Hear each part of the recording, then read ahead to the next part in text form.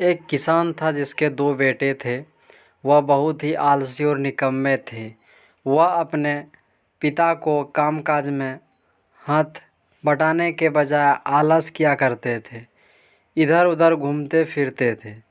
किसान को अपने बेटे की बहुत फिक्र थी। वह सोचते थे कि मेरे मरने के बाद इनका क्या होगा, यह अपना पेट कैसे भरेंगे, अपने परिवार को कैसे संभाल पाएंगे। एक दिन किसान की हालत बहुत ही गंभीर थी। कहने का मतलब किसान मरने की हालत में था।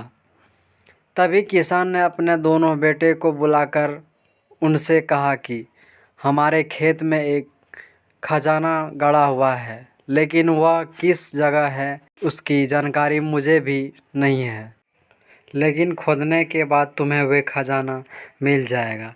इतना कहकर किसान भगवान को प्यारे हो गए। खजाने की खबर सुनकर दोनों बेटे के मन में लालच आ गया और वे दोनों खेत पर चले गए और खेत को खोदने लगे।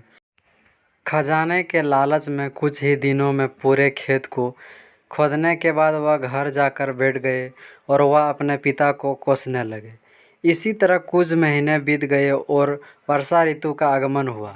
किसान के बेटे के पास पेट भरने के लिए सिर्फ एक ही जरिया था, वह है खेती। तब बाकी किसानों की तरह किसान के बेटे ने खेत के बीच बोना शुरू कर दिए। वर्षा का पानी पाकर वह बीज अंकुरित हुए और देखते ही देखते खेत लहराने लगे। ऐसा लग रहा था कि हवा के झोंकों से लहरा रहा था। यह देखकर किसान के बेटे बहुत खुश हो गए।